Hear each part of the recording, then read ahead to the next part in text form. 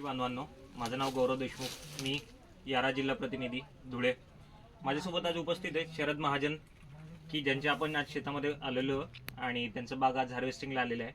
त्याचसोबत बालाजी ॲग्रो एजन्सीचे सर्व राहुल भाऊ यांचं पण आपल्याला आज उपस्थिती इथे आज भेटलेली आहे. तर साधारणपणे आपण हार्वेस्टिंगच्या वेळेस बाग बघायला आलेलो होतो. त्यामध्ये आपल्याला जसं की आज दिसतंय की बागाची क्वालिटी आणि बागामध्ये जे काही गोष्टी आहेत त्या संदर्भात आपण आता चर्चा करणार आहेत. तर शरद भाऊजवळून आपण त्यांच्या मनोगत आणि त्यांच्या दोन गोष्टी आपण समजून घेऊ. त्यांनी बागेमध्ये दुसरं काय गोष्टी अनुभवल्या, याराचे खतं वापरल्यानंतर त्यांना कसा रिझल्ट दिसतोय आणि राहुल भाऊचं मार्गदर्शन त्यांना कशा पद्धतीने लाभलं.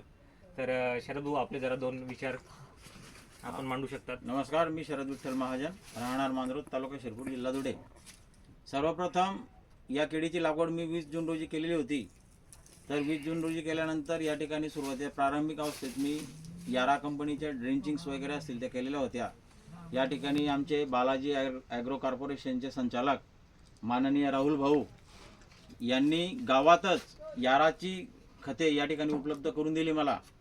आणि आपले यारा कंपनीचे ॲग्रोनॉमिस्ट तसेच प्रकाश सावंत सर, त्याचप्रमाणे फील्ड सेल्स ऑफिसर धुळे जिल्ह्याचे आपले गौरव देशमुख साहेब यांनी पण मला वेळोवेळी या ठिकाणी बागेवर येऊन मार्गदर्शन केलं.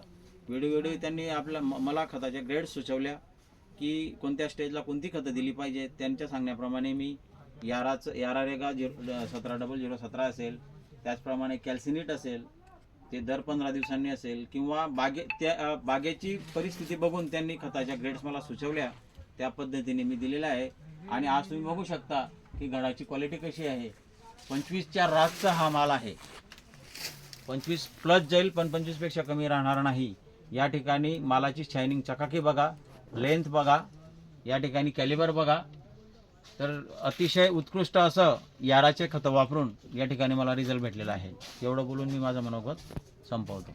ज्यामध्ये मुख्यतः 17-0-17 त्यांनी वापरलेलं होतं. 17-0-17 सोबतच सेनिफॉस, याराविटा सेनिफॉस याचा वापर केल्यामुळे जो बुंदा आहे, बुंद्याचा आकार आणि साईज अतिशय चांगल्या पद्धतीने मिळालेली आहे. ज्यात की फॉस्फरस 22% असून 1.1चा pH आहे, जो की बुंदा वाढवण्यास मदत करते. तसंच राहुल भाऊ यांची प्रतिक्रिया आपण जाणून घेऊ. राहुल भाऊ.